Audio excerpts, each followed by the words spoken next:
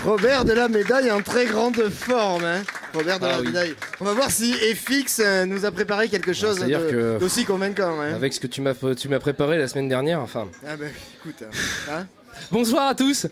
Ah, que la vie est belle et l'essence est chère. Vive la crise et l'alsacienne mienne. Comme j'aurais préféré vous parler à l'approche des fêtes de Noël de la région de France qui a su exporter son sens aigu de la Sainte Nativité jusqu'à nos contrées barbares, au point de voir fleurir les cahutes bariolées bourrées ras la gueule de produits du terroir que constitue ce Christmas Market, même sur la place Arnaud Bernard, qui est pourtant plus connu pour ses cornes de gazelle que pour ses bonshommes en pain d'épices. Alsace, Alsace, 1000 fois Alsace. Le chef, dans sa grande magnitude, avait-je plutôt choisi de m'envoyer en Bretagne la semaine passée pour y quérir les 300 bourriches d'huîtres hebdomadaires que ce dernier a le bon goût de consommer au petit Dijonais, sitôt qu'il est à court de caviar ou de foie gras.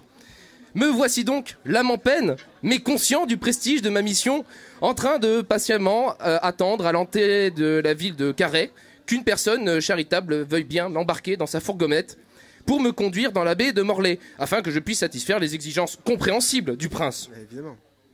En effet, à cause de ma mauvaise habitude de vouloir me sustenter, j'engloutis sans discernement et sans vergogne le budget de transport colossal de 2 € que me confia mon idole dans 2 pains au chocolat que je dévorais les yeux mouillants de m'être comporté comme en pareil rustre à l'égard de la confiance qu'il me porta. Je suis encore désolé, Christophe.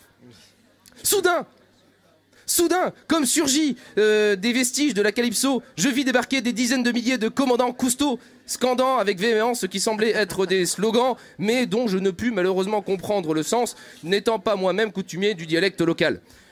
Croyant être sous l'emprise d'une hallucination, je me mis à me frapper violemment au visage à grands coups de chocolatine pour dissiper cette vision d'horreur. Rien n'y fit, je ne rêvais pas. Mon cerveau, fatigué par les 3 jours de marche parcourus depuis la cité de Nantes, imagina qu'il ne pouvait que s'agir de lutins du Père Noël venus en congrégation assister aux vieilles charrues, afin certainement de s'y procurer un nouveau traîneau pour leur maître. L'un de leurs représentants, semblant s'émouvoir de ma flagellation façon viennoise, me fixa profondément avant de me coiffer d'un bonnet rouge. Je devenais l'un des leurs. Durant toute la journée, je fus choyé et abreuvé d'une liqueur à base de miel, jusqu'au moment où mon bienfaiteur me questionna sur les revendications que je pouvais bien porter pour me pousser à pareil acte. Interloqué, je ne sus quoi répondre, ce qui m'empêcha pas mes nouveaux compagnons de se lancer dans un débat animé sur les raisons qui m'incitèrent à m'écraser des viennoiseries sur la tronche. Il doit protester contre l'écotaxe et le fait que le transport des farines destinées aux boulangeries va devenir impossible, car Breimac, filin. Non, contesta l'autre. Je te parie que c'est pour défendre la culture bretonne des Germain Mat. Je sais pas s'il le prononce bien. Il veut nous dire qu'au petit déjeuner, il faut consommer local, donc des crêpes. Des huîtres, m'insurgeai-je, en me rappelant à l'instant la raison de ma présence. Il n'en fallut pas plus à la horde des embonnéfiés pour se convaincre que je luttais à leur côté, même si je ne comprends pas vraiment ce que Umberto Eco a fait au grand Dieu pour que ses œuvres méritent une taxe. J'ai finalement réussi à trouver un routier sympa qui accepta de me conduire à ma destination à condition que je l'aide à démonter un portique. J'acceptai sans rechigner, tant il est vrai que détruire la propriété de l'État, même pour de mauvaises raisons, a quelque chose de grisant.